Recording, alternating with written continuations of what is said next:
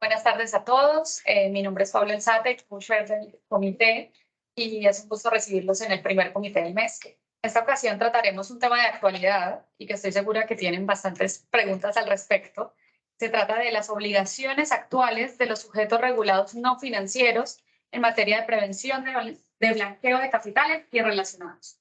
Para esto nos acompaña un especialista en la materia, Candelario Santana, abogado de profesión con múltiples certificaciones, especializaciones y maestrías.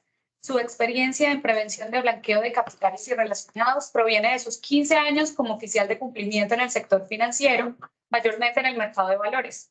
Actualmente funge como CEO de Sardona Capital, es vicepresidente de la Asociación de Oficiales de Cumplimiento ASOCUPA, catedrático de Derecho de la Universidad Católica Santa María la Antigua. También es consultor y capacitador en temas relacionados con blanqueo de capitales para prestigiosas empresas de diferentes sectores regulados, nacionales e internacionales. Así que agradecemos a todos que estén presentes acá, los asistentes virtuales, y bueno, damos paso al speaker de hoy. Bienvenido, Candelario. Bueno, muchas gracias, Paula. Vamos a ponerle, yo creo que Vale. dependiendo de la... Vamos a poner de pie. Me gustaría que esto fuese un conversatorio, fuese un intercambio de ideas. Siempre he pensado que la mejor forma de uno retroalimentarse es poder interactuar con las personas. Vamos a quizás afectar un poquito el tiempo a la exposición de la presentación para tener un mejor periodo de preguntas y respuestas. Les soy bien honesto, la presentación en PowerPoint para mí es un apoyo.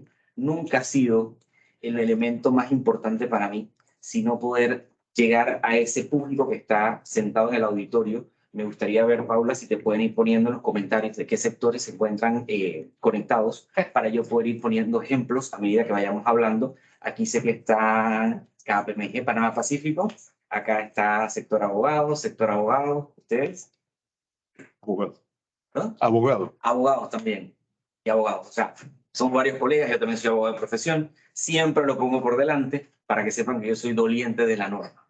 O sea, no es una cosa que para otros existe, pero para mí no es algo que me atañe, sino que por el contrario, yo también soy doliente de la norma en el sentido de que tengo que aplicarla todos los días con mis clientes porque yo tengo mi práctica privada y funjo como agente residente. Entonces, la idea un poquito es compartirles cuál ha sido mi experiencia, cuáles han sido los cambios normativos que se han dado a lo largo pues, de estos años, desde el 2015 a la fecha, hasta llegar al marco que tenemos el día de hoy. Para contextualizarnos, Panamá está en una coyuntura bastante interesante. Estaba escuchando el video y en el video decían que querían que Panamá fuese visto como una oportunidad comercial a nivel internacional. Para que eso se dé, para que eso se concretice, tenemos pasos importantes que dar. Y el principal es salir de la lista gris del Gafi. Tenemos que salir de la lista gris del Gafi en la que nos encontramos desde hace ya varios años, en 2019, que se han estado haciendo intentos importantes por salir de la lista gris dentro de los principales sectores que han estado vistos bajo la lupa para poder salir de la lista. Hemos estado viendo el tema de los sectores abogados, construcción, zonas francas. Si ustedes se fijan, esos son los sectores que han sido mirados con mayor perspectiva o con mayor lupa por parte del GAFI, precisamente por los riesgos que tienen esos sectores desde el punto de vista de las recomendaciones. Hoy por hoy, pues ya nos encontramos a la espera de lo que va a ser en algún momento de octubre la reunión donde definitivamente sepamos qué es lo que va a pasar con el país. Todos creo que estamos optimistas, después del esfuerzo que se ha hecho, de que la República de Panamá pueda salir de esta lista.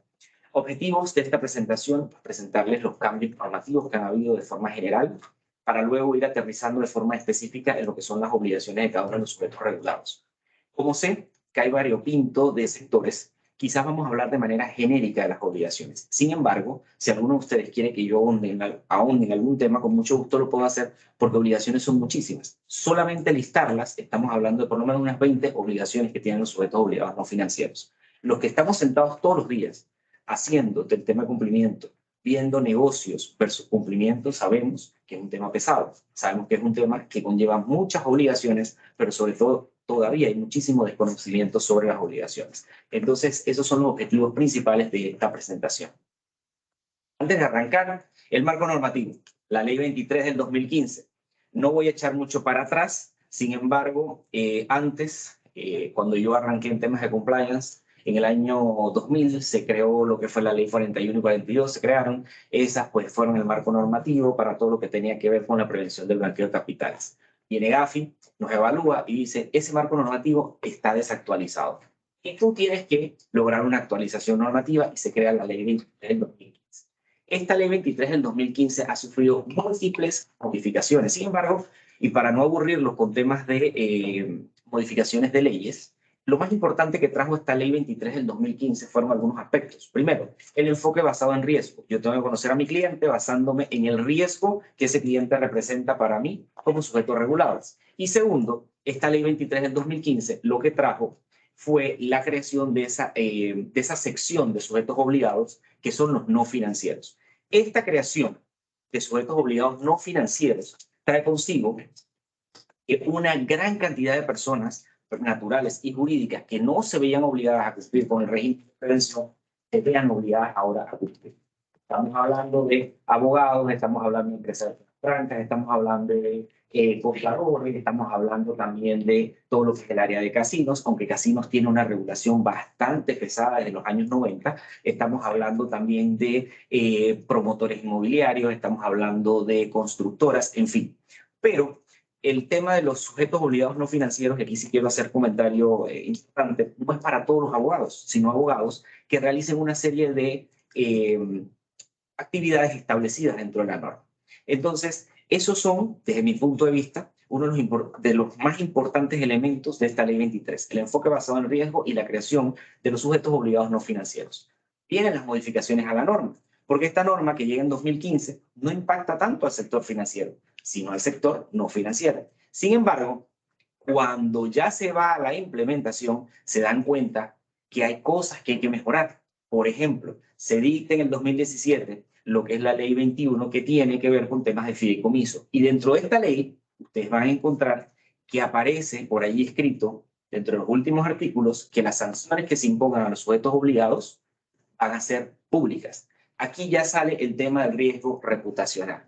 Riesgo reputacional, para que no maneje el concepto, pues es el principal riesgo al que nos enfrentamos cuando somos sancionados por alguna superintendencia, por temas de prevención de blanqueo de capitales, por alguno de estos temas que van en incumplimiento con el régimen. Les cuento un poco una anécdota personal, que la cuento de manera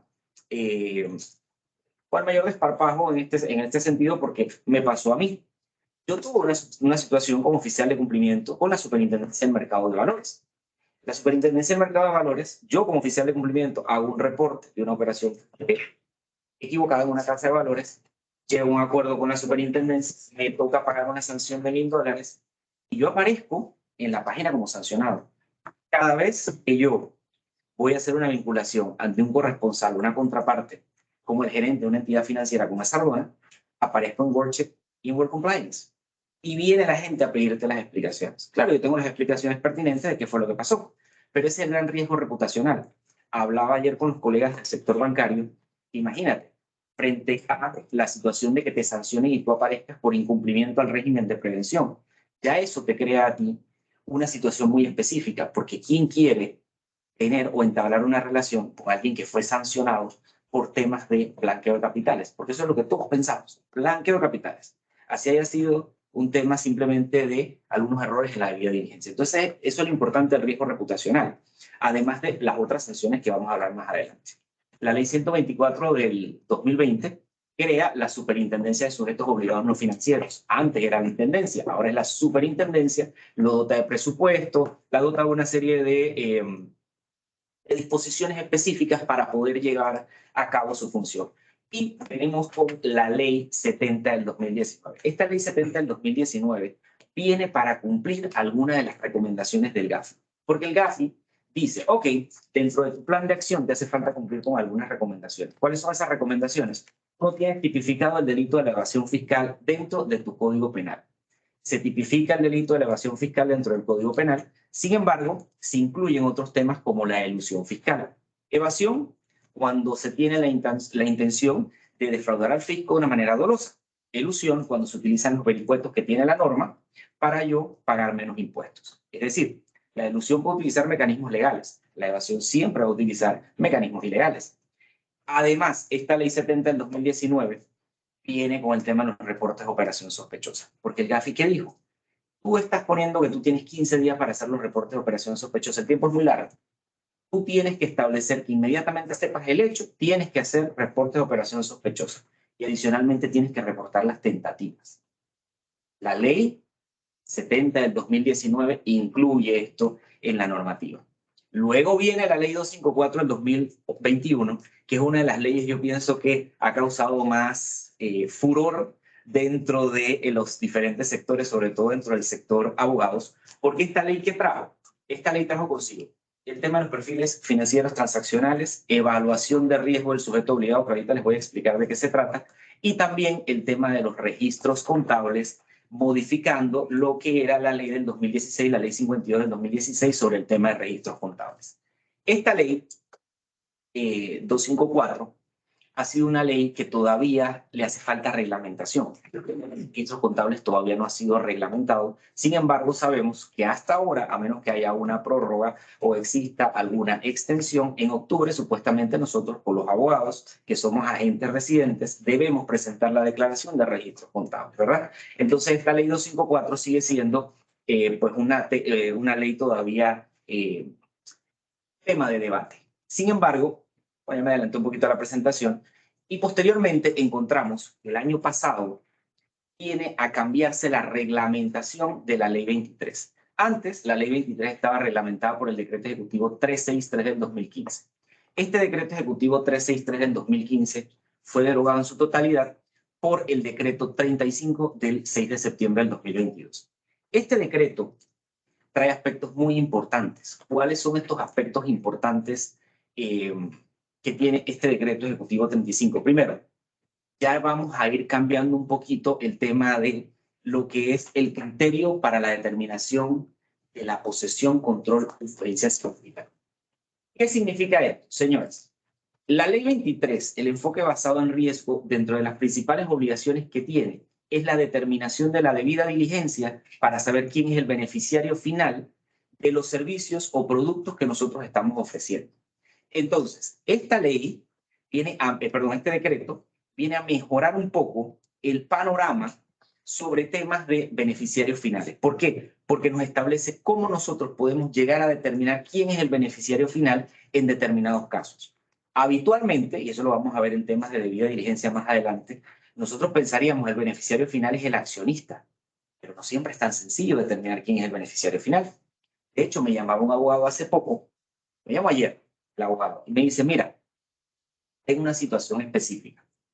¿Cuál es la situación? Me dice, un cliente español me está pidiendo que le abra una sociedad aquí en Panamá. Yo le dije, ajá. Me dice, el cliente español es una empresa pública, ¿verdad?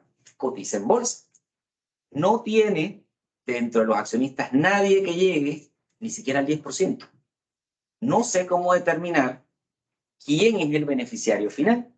Entonces yo le dije, ok, entonces aquí tenemos que irnos por el tema de el control o posesión de la influencia significativa sobre la persona jurídica. ¿Quién la va a tener aquí en Panamá? Entonces, ¿qué nos dio este decreto en conjunto con la ley 129 acerca de los beneficiarios finales? Ese marco para determinar quién es el beneficiario final y cómo lo vamos a hacer. Y eso es lo más importante dentro del proceso de debida diligencia. Conocer quién va a ser ese beneficiario final. También este decreto incluye nuevos requisitos en temas de debida diligencia. Los requisitos de debida diligencia se habían mantenido, se habían, digamos, homologado a lo largo del tiempo. Para los sujetos obligados financieros no era complicado el tema porque estábamos acostumbrados a... Para abrir una cuenta aquí en Panamá, desde hace muchos años, siempre ha sido complicado y siempre te han pedido mucha información. Pero ¿qué pasa? Ya para, por ejemplo, los abogados, era muy complicado pedirle al cliente una cantidad de información. Vivo yo todos los días con mis clientes, así que, como les digo, al ser dolientes de la norma, pues yo sé lo difícil que es pedirle información a los clientes. Eso también les impacta, por ejemplo, al tema de zonas francas. Las zonas francas hoy se enfrentan con que este decreto les pide una serie de documentación que, que muchas veces es difícil conseguir, sobre todo cuando el decreto nos dice que hay que solicitar idoneidad o aviso de operación para trabajar en la jurisdicción determinada, cartas de referencias por escrito. O sea, ya nos estamos enfrentando ante grandes retos.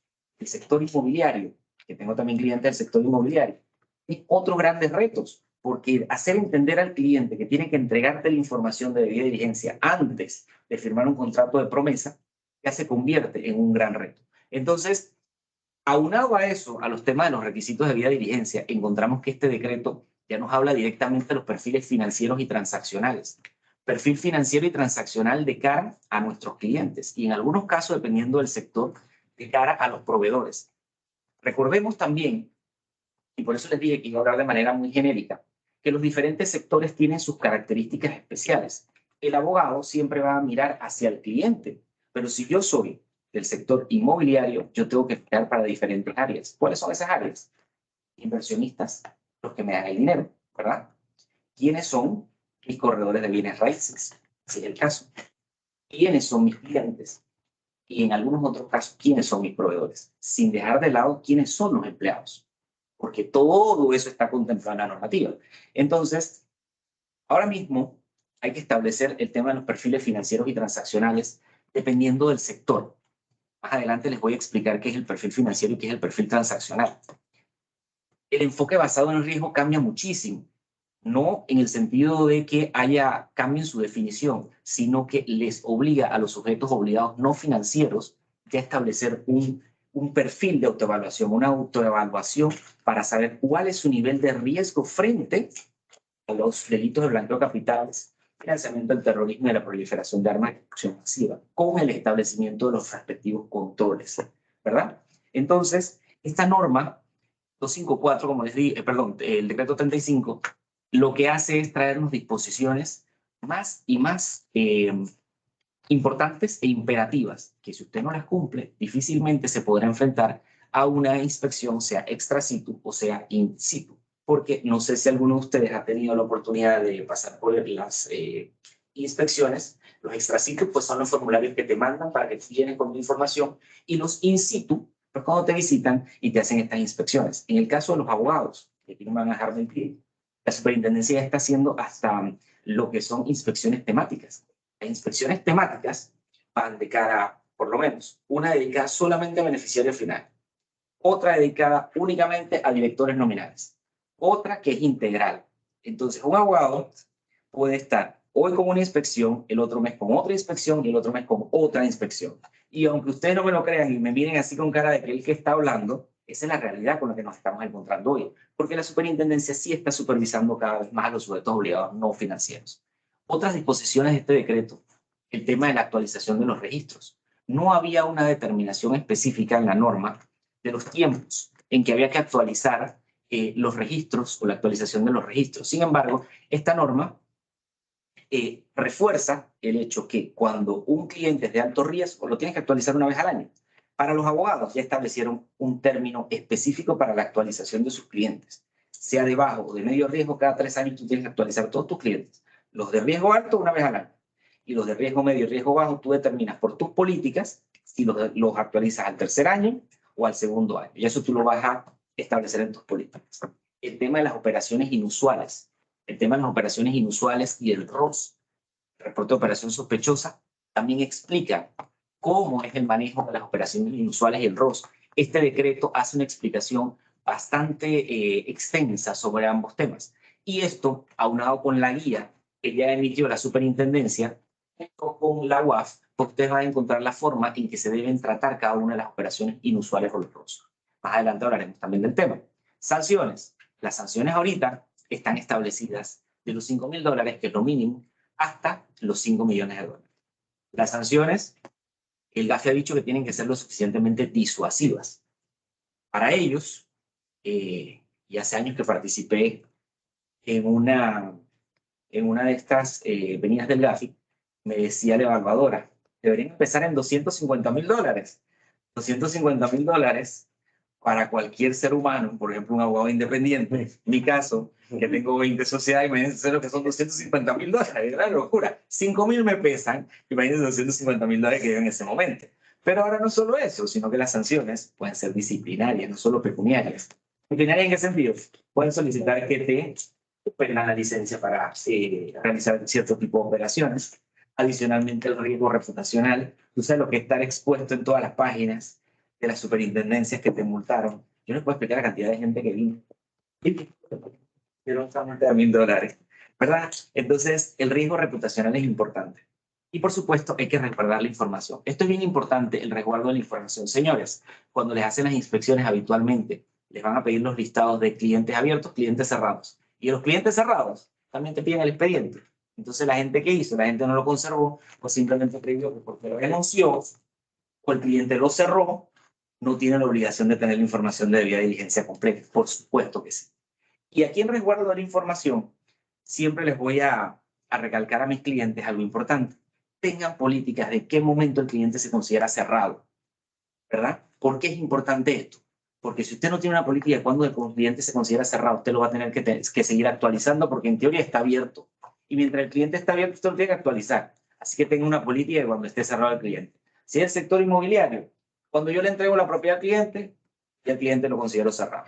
Si es el sector zona franca, qué sé yo, si el cliente no ha transaccionado conmigo en más de cierto tiempo, ya el cliente yo lo considero cerrado. El sector abogados, si ya yo renuncié, lo considero cerrado, etcétera, etcétera. O sea, cada sector o cada sujeto regulado debe tener las políticas establecidas para saber cuándo ese cliente es cerrado, para no tener temas de actualización de registros, pero siempre va a tener la obligación de resguardo de la información hasta 5 años después de haber terminado la relación contractual.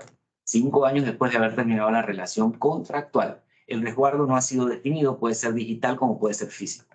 Obviamente, lo tenemos que hacer yo creo que digital, porque muchas veces las empresas tienen tanta información que tenerlos en físico es bastante complicado. Esta diapositiva se ve un poquito lejana, pero es, digamos, en buen panameño, lo espeso del chiché, porque aquí están las obligaciones. Y si ustedes se fijan, no les mentía cuando les decía que eran cerca de 20 obligaciones que tenemos.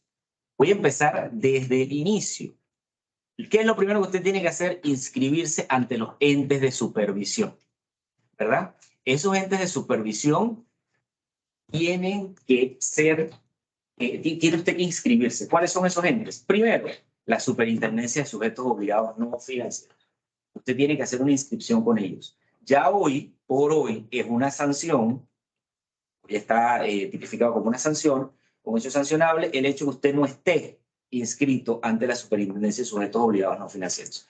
También tiene que inscribirse ante la UAF. Ambas inscripciones se hacen en línea, ¿verdad? La de la UAF a través de la APSO y la de la Superintendencia, hay una página, dentro de la misma página de la Superintendencia usted se puede inscribir. Usted tiene que nombrar una persona enlace. El nombramiento de la persona enlace es importante. ¿Por qué? Porque si usted no nombra una persona enlace, se entiende por normativa que es el representante legal de la entidad. Esa es la persona enlace. Y hay una realidad. Ese representante legal muchas veces sabe de todo, menos de las obligaciones de prevención. Y esa persona, posiblemente usted pone el correo, pues no nombra una persona enlace de planta. Y lo que va a recibir el representante legal de la entidad o la persona que usted puso, él no va a saber ni qué hacer con eso. Y sencillamente le va a pasar como le ha pasado a muchos clientes. Ah, sí, yo recibí las listas o no. Él me hizo correos y yo no sabía qué hacer con eso. Y nunca respondieron nada. No, no, nunca respondí nada. Y nunca has hecho un reporte de transacción en efectivo. ¿Qué es eso? ¿Qué es eso? O sea, literalmente, ¿qué es eso? Otra cosa importante cuando hablamos de persona enlace, hay que cambiar mucho la mentalidad y a algunos sujetos obligados les ha tocado, sobre todo a los que pasaron a la regulación de la Superintendencia de Bancos, de que esa persona enlace es oficial de cumplimiento. Cualquier persona que tú sacaste de cualquier área y la pusiste. O la muchacha qué sé yo, que era la pasante en la oficina, la pusiste, una muchachita, y la pusiste como persona enlace. Se debe tener conocimiento. En los sujetos obligados que han pasado a la supervisión de la Superintendencia de Bancos, se han dado cuenta que nombran oficiales de cumplimiento cualquier persona, no pasa nada, ¿verdad? La Superintendencia de Bancos les dice atrás que esto no viene. Es un riesgo tener una persona enlace que no tenga conocimiento de todas las obligaciones. ¿Por qué? Porque esa persona va a tener el contacto directo con el regulador. Y frente a multas que empiezan en los $5.000 y terminan en los 5 millones, yo pondré una persona que por lo menos tenga cierto conocimiento y si no lo tiene, capacitar a esa persona. Lo siguiente es atención a los requerimientos de las autoridades competentes. Esta es otra de las obligaciones importantes.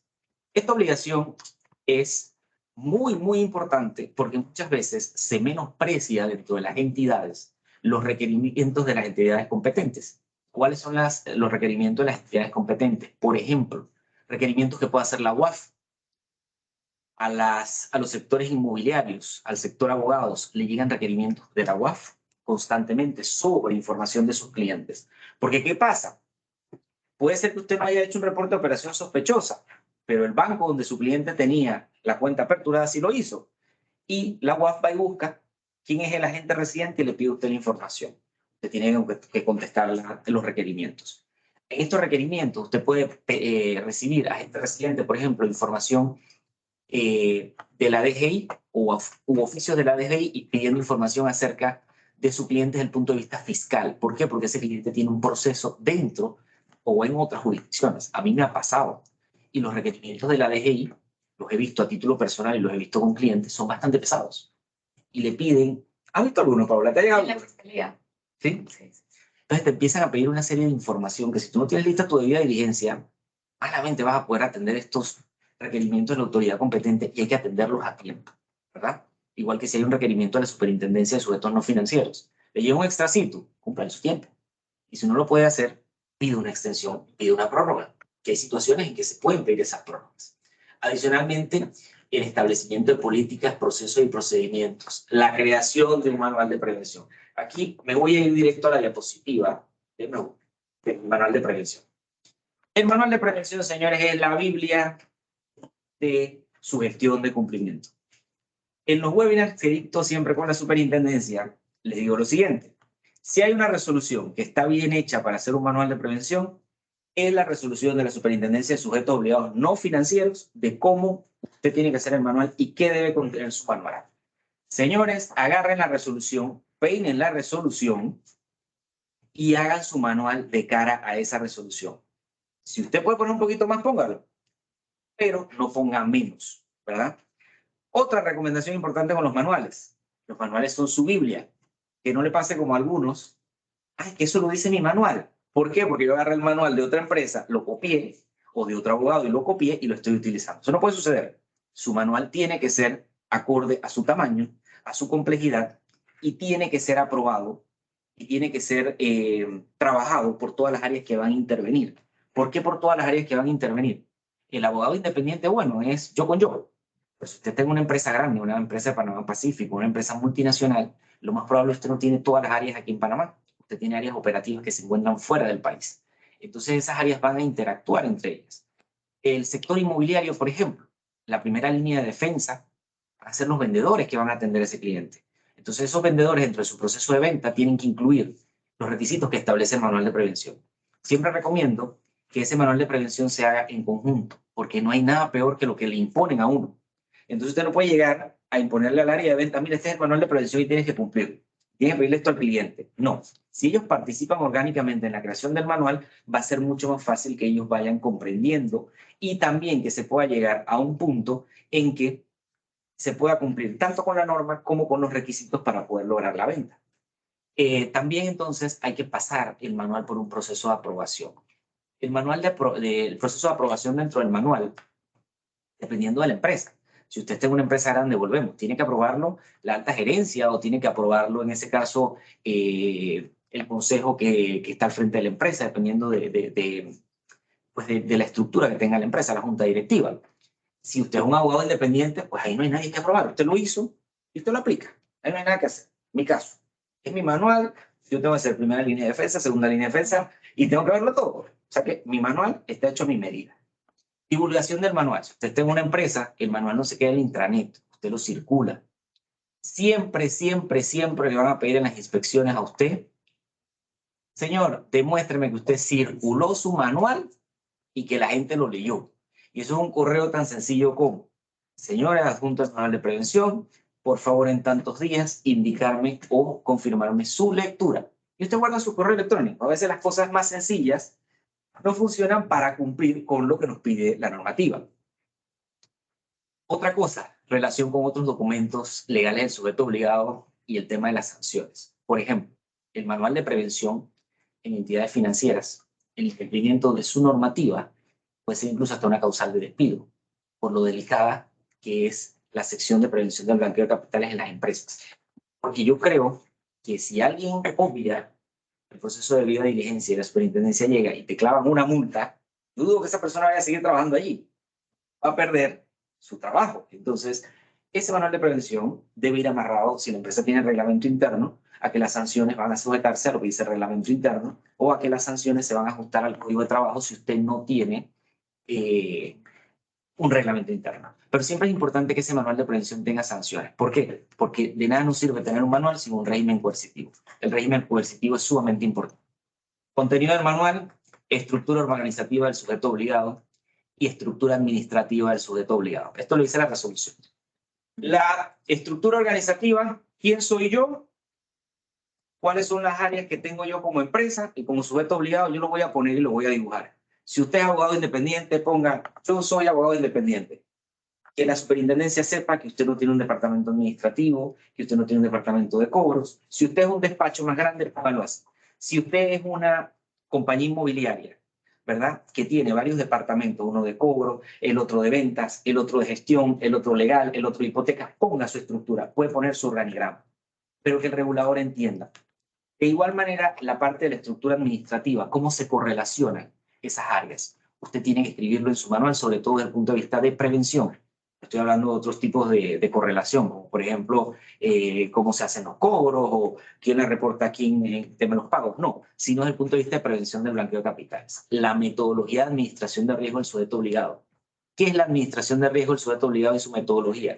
¿Cómo yo determino cuál es mi nivel de riesgo frente al blanqueo de capitales?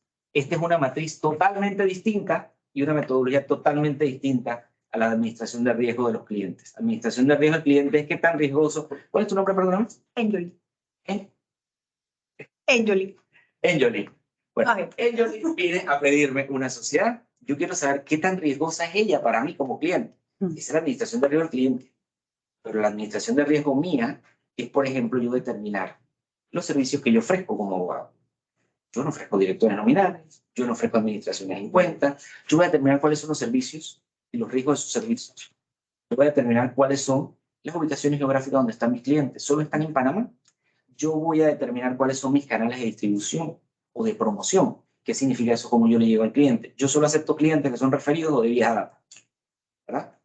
O usted tiene una mega campaña en redes sociales para atraer clientes. Todo eso usted lo escribe en su manual y eso incluye lo que es la metodología de administración de riesgo del sujeto obligado a entender cuál es tu riesgo frente a a los delitos, cuáles son esos riesgos y cuáles son los controles que tú le vas a aplicar. Esto lo estoy explicando de una manera muy somera por el tiempo. Tiene la administración de riesgo de los clientes. La administración de riesgo de los clientes va a indicarnos si el cliente es de alto, bajo o medio riesgo, para asimismo aplicarles la debida diligencia. También tenemos que establecer criterios de seguimiento transaccional y análisis de operaciones, sean inusuales o aquellas que resulten sospechosas para sus reportes ante la unidad de análisis financiera. Evaluación de riesgo de nuestros productos y servicios a futuro, en caso tal que decidamos brindar otro servicio. El caso de una compañía inmobiliaria que en su momento decidió ofrecer lo que eran los alquileres con opción a compra. Si tú no lo tenías dentro de tu manual inicial, la norma te dice que tú tienes que hacer una evaluación de riesgo de ese nuevo producto o servicio, dejarlo por escrito para entonces tú saber qué nivel de riesgo tiene ese nuevo producto o servicio que tú estás haciendo. Entonces eso debe estar incluido, cómo lo vas a hacer. Si usted no sabe cómo hacerlo, se contratará a una empresa de cumplimiento para que nos asesore, pero ponga algo para cumplir con la normativa de acuerdo a lo que usted va a hacer. Y a veces no tienen que ser cosas demasiado complejas, ¿verdad? O puede poner, no tengo una metodología para la evaluación de nuevos productos porque no pretendo en este momento brindar nuevos productos o servicios. En el momento se determinará la metodología. Usted lo puede hacer y después usted cuando lo vaya a hacer, si es que lo va a hacer, entonces usted modifica su manual. Los usos de nuevas tecnologías, esto es importante. Y por último, el sistema de control interno. Ese sistema de control interno tiene que ver con la identificación de PEPs, tiene que ver con la prohibición de entablar relaciones comerciales con personas de alto riesgo, clientes de alto riesgo sin haber completado la debida diligencia, tiene que ver con temas de congelamientos preventivos, ¿verdad? Luego de recibir las listas ONU, si usted tiene alguna coincidencia, que ojalá no la tenga, porque significa que tiene ahí un terrorista designado por la ONU, y los reportes a la UAF por operaciones sospechosas. Siguiendo, debida diligencia. Debida diligencia es uno de los principales elementos u obligaciones de los sujetos obligados, no financieros y de los financieros también. La debida diligencia es el conocimiento del cliente. ¿Cómo yo conozco al cliente? En teoría. Pero ahora la debida diligencia se extiende, como les dije, en algunos casos, 360. Yo tengo que mirar alrededor mío todos los elementos, todos los actores que intervienen. Aquí vamos a ver lo que es la debida diligencia. Está haciendo el wiki esto.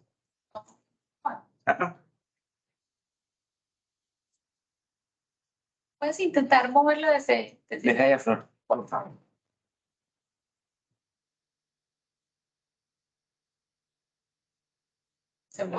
Bueno, debida diligencia. Debida diligencia de los empleados. Empecemos por allí. La norma establece ahora que la debida diligencia de los empleados es importantísima, porque como el decreto 35 te dice que es una falta de gravedad media el no tener completa o bien hecha la debida diligencia de los empleados. Usted tiene que saber, usted tiene empleados, usted tiene que hacer la debida diligencia. Esa debida diligencia, ¿cómo se hace? Lo pregunta mucho la gente. Con un formulario, ¿verdad? Usted tiene que tener la identificación actualizada de su cliente, de su empleado, y por lo menos pasarlo por las listas de verificación. Preguntan por ahí a veces, me lo han preguntado, ¿y dónde dice la norma F? La norma no lo dice, tú lo determinas, pero es una sana práctica.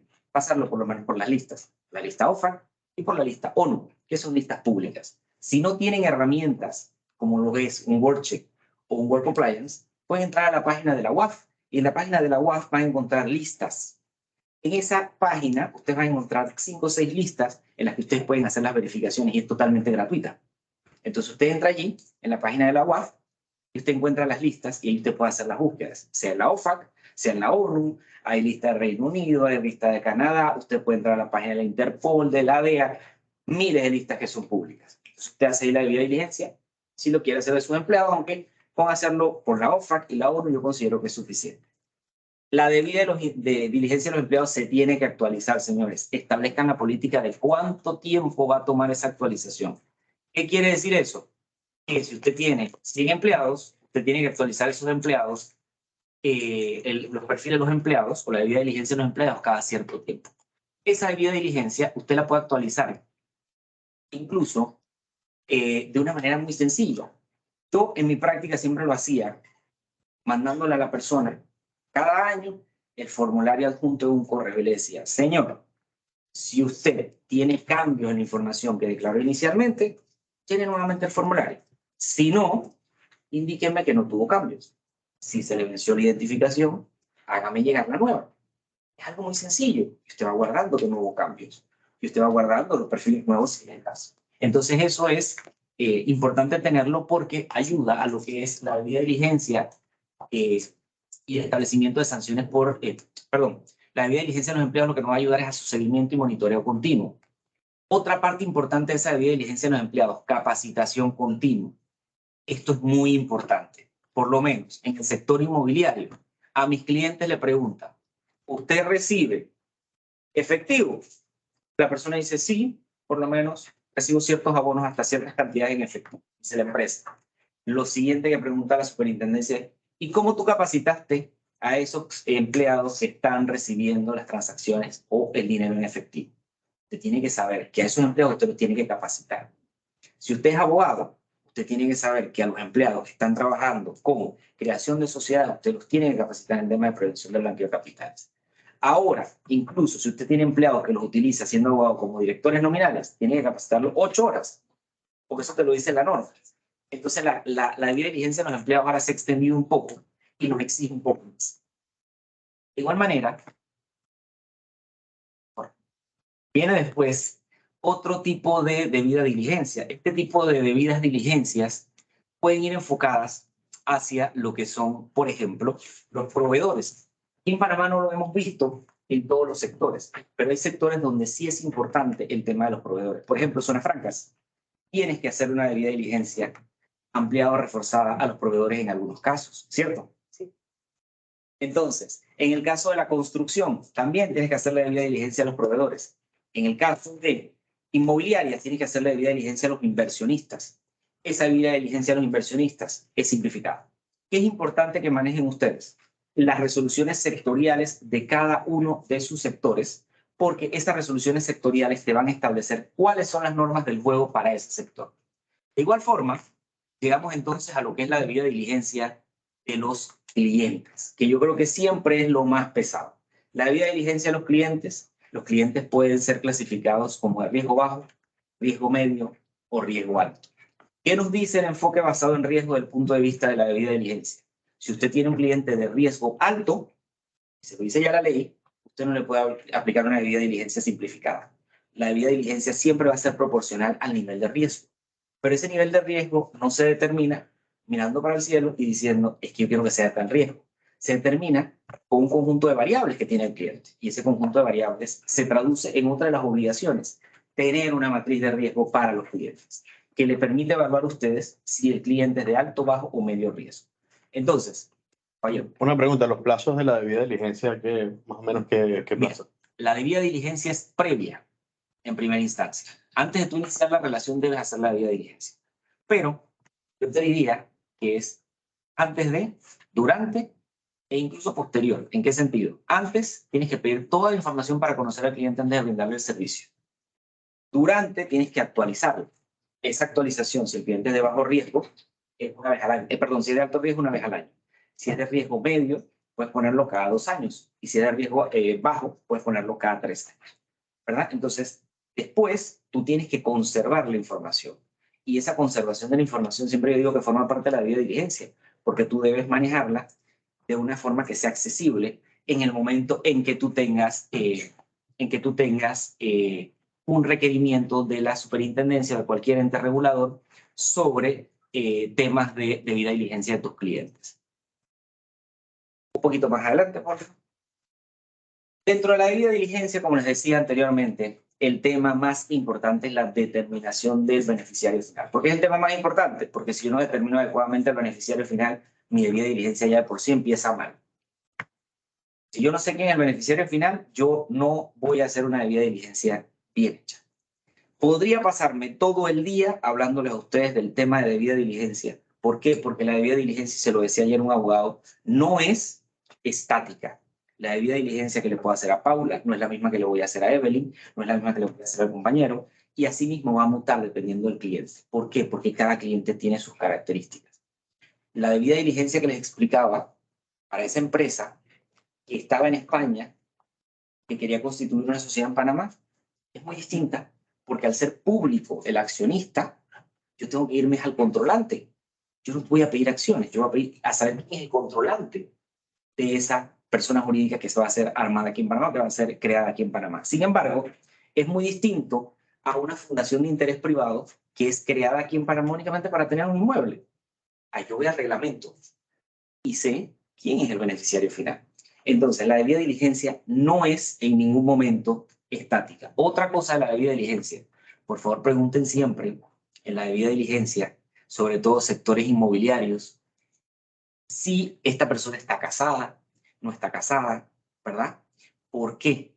Me ha pasado casos en que el sector inmobiliario, cuando empiezan a recibir los pagos, se dan cuenta que el pago no llega del mismo cliente, sino que llega de un PEP.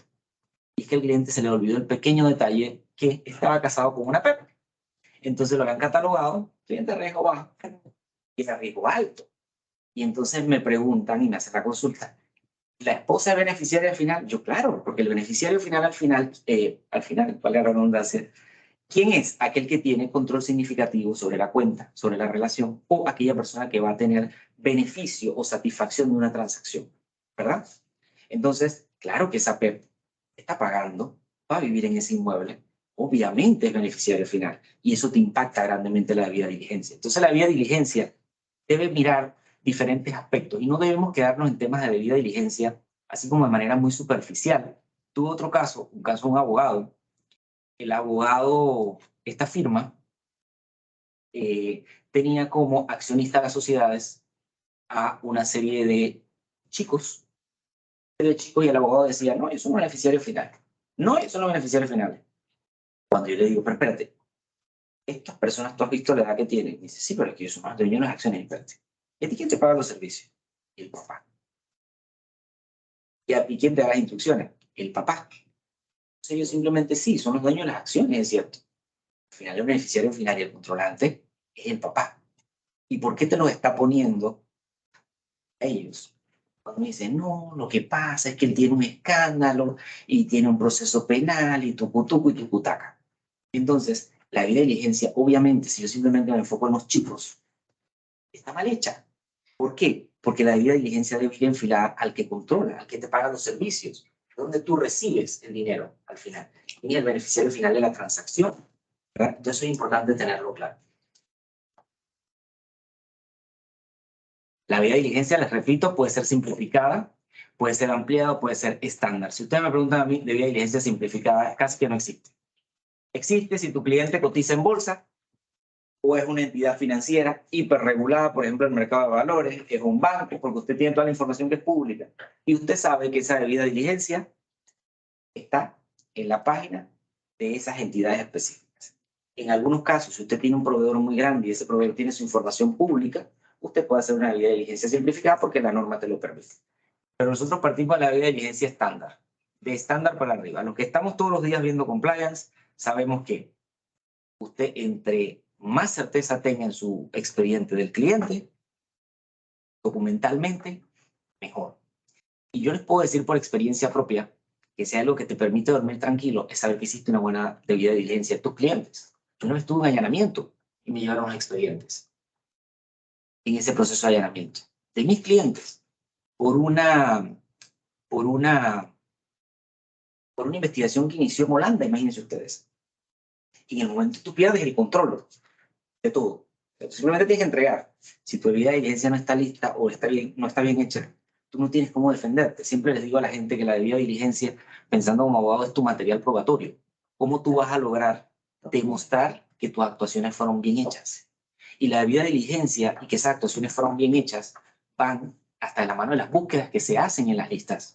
Porque no es lo mismo poner calendario Santana que Candelario Santana. ¿Verdad? ¿Cómo tú demuestras que no fue un error?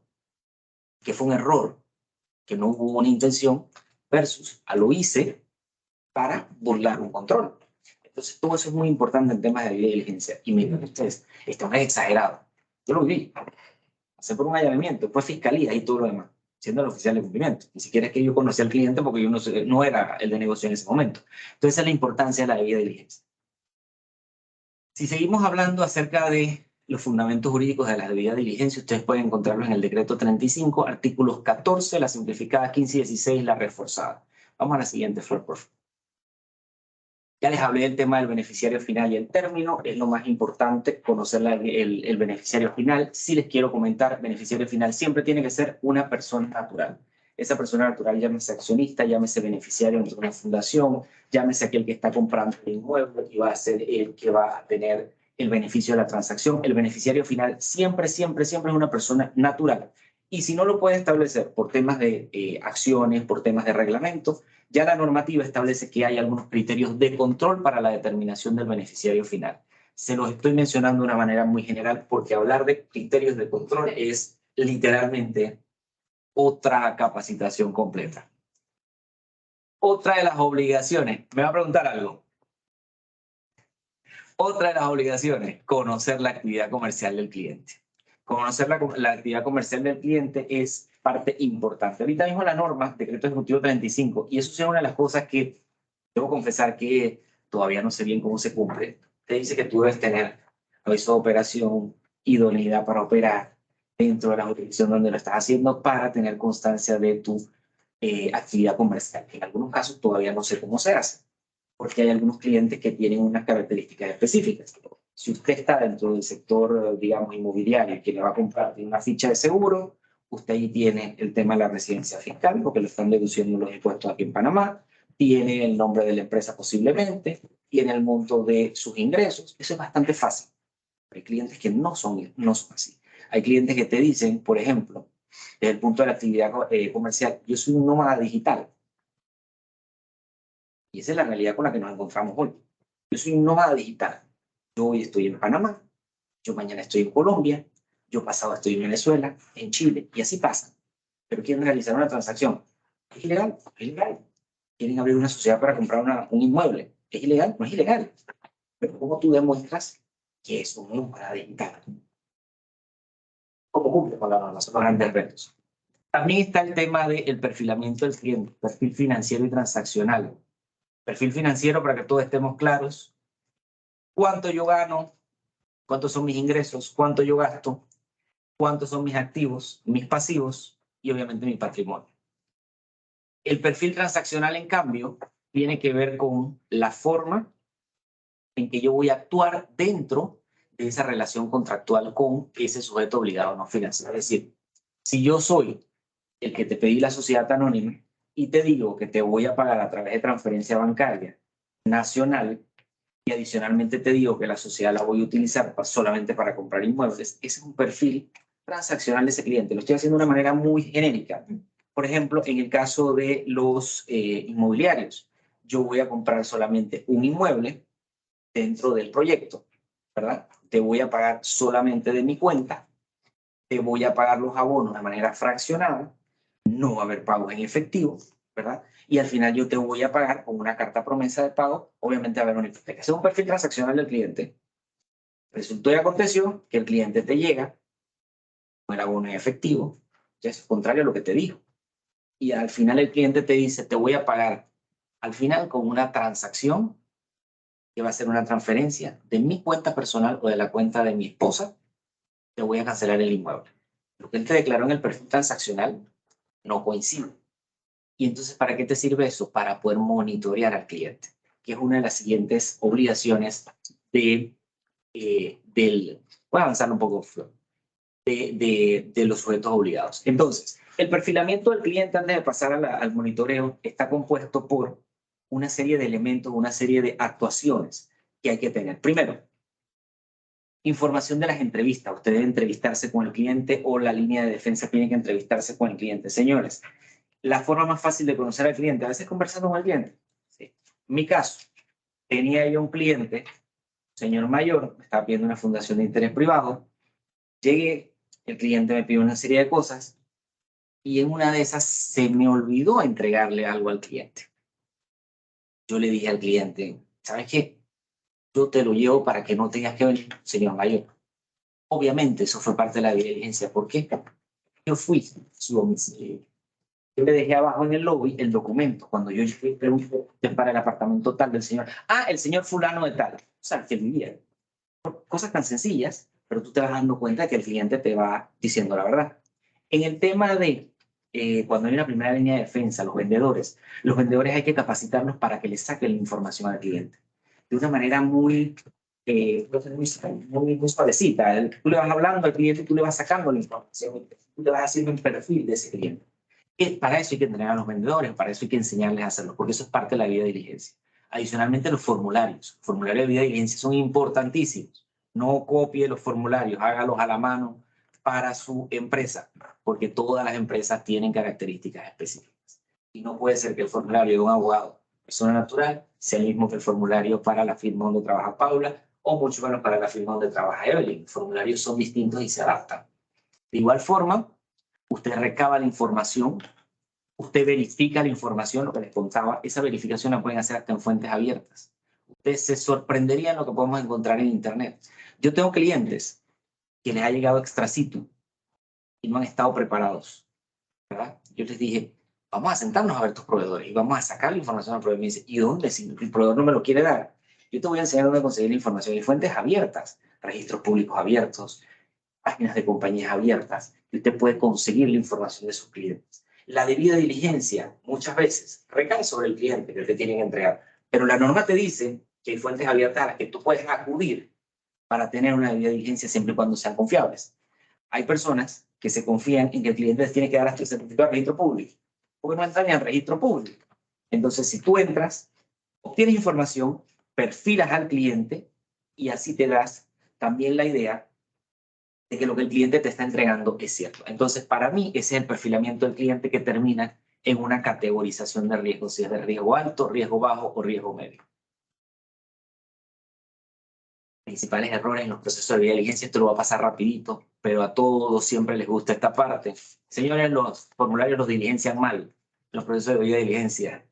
Ponen unas cosas, tachan, ¿no? No coinciden, te ponen que viven en Parque Lefebvre y resulta que el recibo que te da dice San Francisco o es el nombre de otra persona, la información no la corroboran, La firma.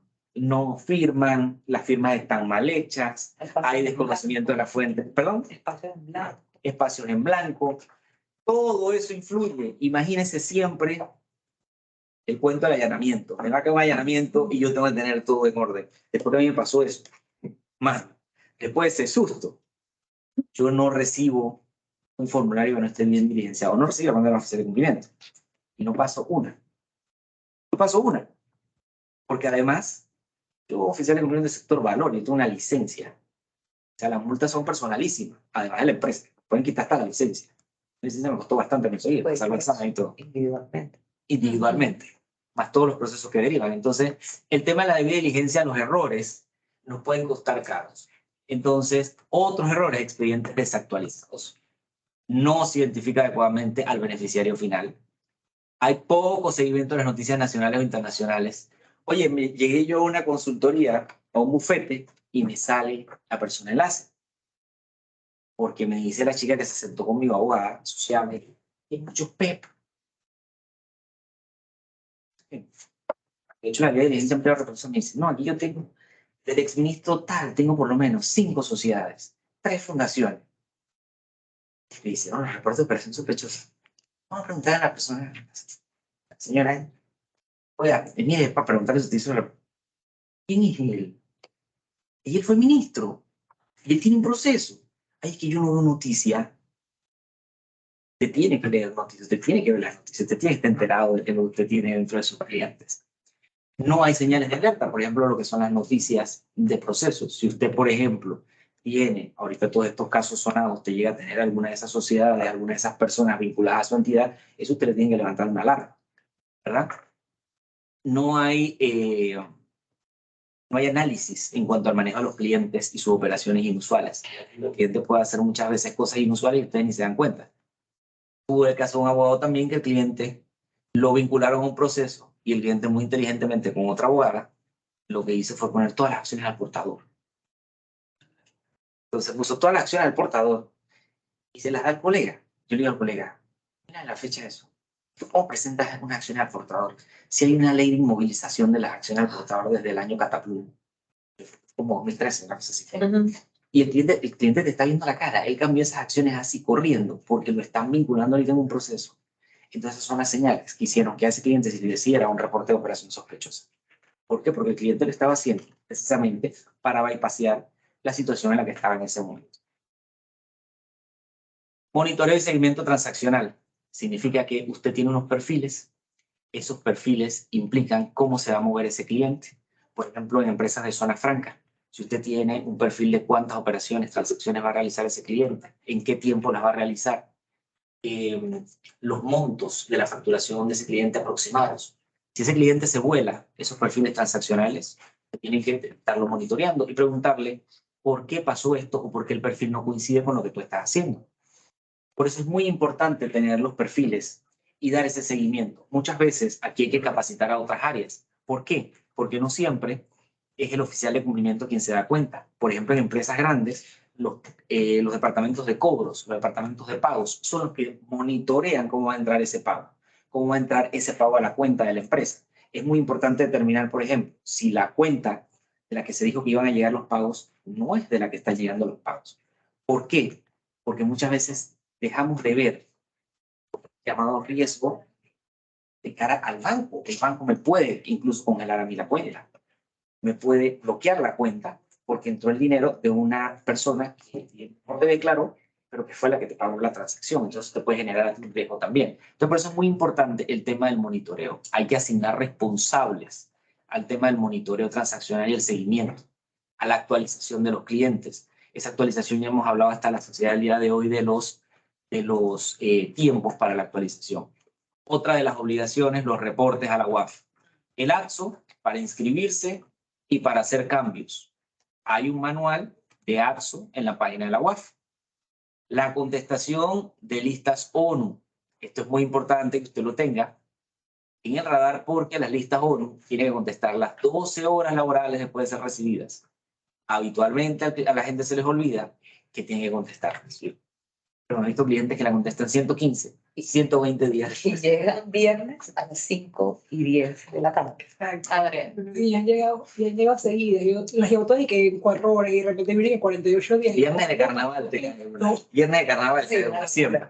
Bueno, y los reportes de transacciones en efectivo que usted tiene que hacer, si no tiene transacciones en efectivo, presente la declaración jurada de no transacciones en efectivo, sea semestral o sea definitiva. Si usted es abogado, busque los manuales en la página de la UAF y si no, pues entonces puede buscar a alguien que les ayude con el tema de la declaración, que no tiene ciencia hacer la declaración. Los modelos están allí, usted va a las notarías, las manda a los contactos que indica la UAF, a los correos que indica la UAF.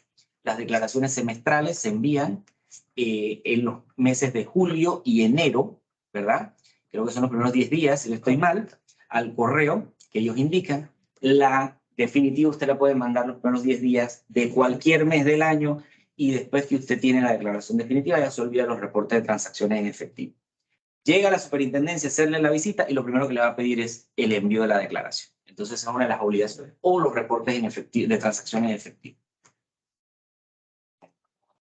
Preguntas y respuestas.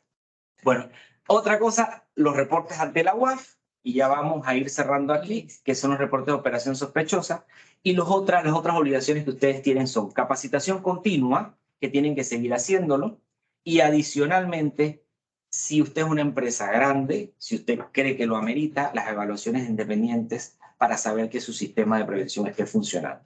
¿Tenemos muchas preguntas? Por ahora 3, pero no sé, me imagino que acá hay, bueno, todos estamos bien. ¿Alguien de acá presente tiene alguna pregunta para Candelario? ¿No? Bueno, tengo 3. Venga. Ok. Entonces, a ver, relacionado con el perfil Financiero. financiero, dice, ¿se puede ampliar o asesorar a los agentes residentes en los casos y ejemplos que se deben manejar o se pueden manejar con relación al perfil financiero y transaccional? ¿Y qué se debe informar a la superintendencia o los entes reguladores sobre este tema? ¿Y qué debemos poner en nuestros formularios? Para el tema de los agentes residentes, ahí hay una disyuntiva entre la norma y las guías. Las guías dicen que mientras tú no manejes temas de cuentas bancarias, cuentas de inversión, tú no deberías tener un perfil financiero y transaccional. Eso lo dice la guía. La normativa no dice eso. La normativa dice que tú tienes que tener un perfil financiero y transaccional. Yo aconsejo, perfil financiero, siempre a los clientes preguntar ingresos, egresos, lo que te dice la norma. Sí. Activos, pasivos para tú poder determinar el patrimonio. Y eso en un periodo determinado de tiempo. Es decir, anualmente, mensualmente, trimestralmente, siempre establecer un periodo. Lo puedes hacer por rangos, por ejemplo, los ingresos son de tal a tal rango. ¿Cómo lo puedes hacer? Dejándole espacio a la persona para que la persona te ponga su ingreso en el formulario. Exactamente. Otra cosa que yo pongo en el perfil financiero, las actividades que realiza esa persona. Por ejemplo, en mi caso, yo doy clase en la universidad, soy consultor, puedo ejercer como abogado, ¿verdad? Ejerzo en el mercado de valores. Tú te das cuenta que mi perfil financiero quizás puede ser más amplio que una persona que se sienta simplemente en una entidad financiera como ejecutivo principal o como oficial de cumplimiento. Pero yo te estoy explicando por qué lo estoy haciendo. La actividad comercial del cliente. Si vamos de cara al perfil transaccional de los agentes residentes, yo siempre pregunto, ¿qué va a hacer ese cliente con la sociedad? Eso es lo más importante, con la fundación de interés privado. Lo primero que yo le digo al cliente, lo primero que yo pongo en los formularios es el uso de la persona jurídica. ¿Para qué la va a usar? Va a ser una sociedad operativa, va a ser una sociedad holding, va a ser una fundación de interés privado de tenencia de activos. Usted va a detallar una serie de renglones para los que podría utilizar la persona jurídica. La persona jurídica, después preguntaría, ¿dónde va a ser utilizada? ¿Va a ser utilizada en Panamá o va a ser utilizada de manera offshore? Si va a ser offshore, ¿en qué jurisdicciones la voy a utilizar? Otra cosa en los perfiles transaccionales de los agentes residentes, por ejemplo, la forma de pago. ¿Cómo me vas a pagar los servicios?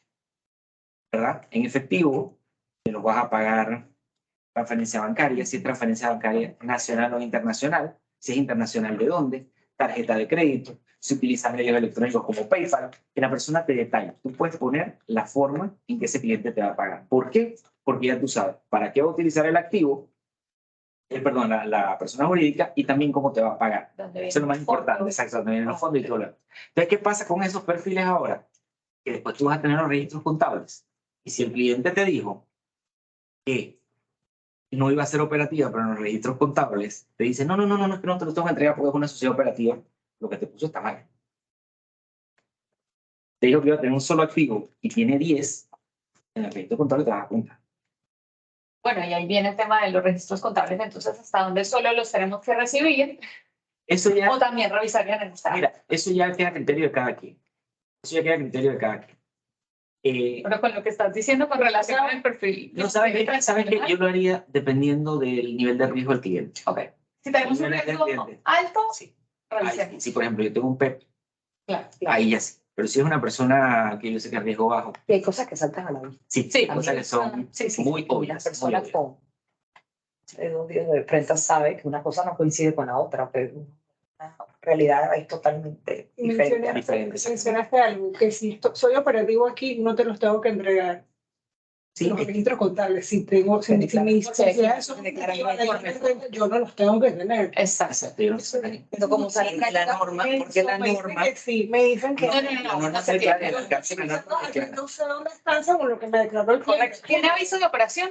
Vaya. Exacto. Pero nosotros como sana práctica tenemos otro lado y una declaración en donde el cliente declara pues que su sociedad es operativa y que declara renta firmadita y la guarda como sustento. Porque si ya la persona es operativa, no tiene la obligación. Y el alcance de la ley 52 del 2016 es claro. Así. Siguiente pregunta. Una pregunta. Hablaste del tema inmobiliario, o sea, de cuando se traspasa de la inmobiliaria al cliente, hay que hacer un due diligence. Pero ¿qué pasa cuando son personas, dos personas privadas que hacen un contrato de compraventa? No. No es necesario hacer due diligence. Y otra cosa importante, el criterio de en qué momento el abogado tiene que hacer due diligence en una transacción inmobiliaria. Solo hace due diligence cuando pasa por tu cuenta el dinero para tú pagar en nombre del cliente. O cuando tú tienes la representación del cliente y tú vas a hacer el dinero. Si tú vas, porque hay unos criterios que así un poco locos, de que yo realizo un contrato y usted tiene que hacerle due diligence. No. Y usted va a pasar el dinero por su cuenta y usted va a pagar en nombre de la representación del cliente. Una más, ya. Sí. Venga. En una fundación que hay varios personajes, están los beneficiarios, el principal, están los secundarios, tiene un protector. En el caso específico del protector, también tengo que hacer due diligence. Va a depender mucho esa respuesta. ¿Y de qué depende? Del acta fundacional. ¿Qué pasa? Hay protectores que son los controlantes, porque el fundador se convierte en el protector, no en el beneficiario. Entonces, si el fundador es el protector y tiene el control de la fundación, por ejemplo, de cambiar consejo, de disponer de activos, ese es el controlante. Claro que tiene que ser elegible. Si ese protector únicamente va a entrar a actuar en el momento en que fallezca, entonces puede ser un due diligence más sencillo. Sí, Pero lo plenamente ideal es tenerlo también en el identificado. radar, plenamente identificado. Sí, hay que tenerlo. En el radar, sí, como. Sí. Licenciado. Otra cosa. Bueno, a ver, tengo otra por acá. Dice, cuando los intervinientes, personas naturales de una persona jurídica, son ciudadanos norteamericanos, ¿qué se le debe pedir en la debida diligencia? ¿Hay algún documento que se deba hacer internamente o que usted recomiende poner algo en el formulario con relación a él? Mira, depende de la entidad. Esa respuesta también depende. De agente residente. Agente residente, es por lo menos es bueno tenerlo identificado. Es bueno tenerlo identificado, pero O sea, ponerlo en el perfil, tal vez usted tiene ciudadanía. usted tiene otra ciudadanía, tú sabes identificarlo, pero al final siempre los requisitos van a ser los mismos. Absolutamente los mismos. ¿Verdad? Si ya fuera una entidad financiera que tiene Claro, ya cambia. falta, ya cambia. Pero mientras no, simplemente Y tiene cada que tener firma tiene su formulario. Por Exactamente. ejemplo, en la experiencia de nosotros, nos hacemos firmar una declaración en donde dice que están siendo debidamente asesorados por abogados, contadores, financistas, etcétera, en su país y cumplen por la ley FATCA, etcétera. Ya eso es un poquito más como para si quieren curarnos de cubrirse, salud. si quieren cubrirse No, también, es una sana práctica, pero no es. sobre todo por el tema del fisco de los Estados Sí, Unidos, puede correcto. incluir que o por cualquier fisco, ahora sobre todo con el tema de información de intercambio fiscal, yo siempre pongo dentro de las declaraciones del formulario que la persona declara que está cumpliendo con sus obligaciones fiscales en el lugar de residencia fiscal. Correcto. Que te lo declare. Eso es Siempre. importante. Es muy una buena importante. recomendación. Sí. Bueno, en el tema de debida diligencia, agente reciente, en el tema de debida diligencia y las cartas de referencia comerciales o bancarias, ¿se les debe solicitar a todos los intervinientes de una persona jurídica o solo a los beneficiarios finales? Es que todo en la vida, y volvemos, las debidas diligencias hay que analizarlas. Si la persona jurídica ya tiene una operatividad del agente residente, digamos, Farmacias Arrocha, Farmacias Arrocha per se como persona jurídica va a tener una referencia bancaria porque tiene cuentas bancarias. Usted puede pedir la referencia y el perfil de esa persona jurídica operativa. Si lo que usted tiene es una fundación que solamente tiene un apartamento, esa fundación no va a tener una referencia. ¿Usted quién se la pide? Al beneficiario final, que lo más probable va a ser el que aparece en el consejo junto con la esposa, etcétera, etcétera, porque esa es la persona que está fondeando Es el dueño. la fundación, es el dueño, exactamente. Si usted tiene directores nominales, esos directores nominales se los ponen al abogado. Eso usted no le aporta mayor cosa que saber e identificar que es un director nominal. A usted le interesa tener la referencia del beneficiario. Perfecto. Ok, tengo otra. ¿Cuáles son las obligaciones mínimas para un agente residente que tenga 3 o 4 sociedades que no operan y que solo son tenedoras de bienes inmuebles que no se alquilan ni ejercen el comercio? Todas. Prácticamente todas. Sí. Y registrarse también en el registro único de beneficiarios finales y cargar sus sociedades. La noticia es mala, pero Hay que darle, exactamente. No sé si hay alguna otra consulta acá. Los presento. Bueno, acá en el chat no tenemos. Les recuerdo que esta presentación se va a compartir en YouTube, en el perfil de AmCham, así que pueden verla nuevamente cuando quieran y nuevamente pues agradecerles por la asistencia a todos que estuvieron con nosotros de manera virtual también y los esperamos en un segundo comité que vamos a tener antes de finalizar el mes. Así que buenas tardes para todos y gracias. Muchas gracias a ustedes. Claro que sí. Como siempre.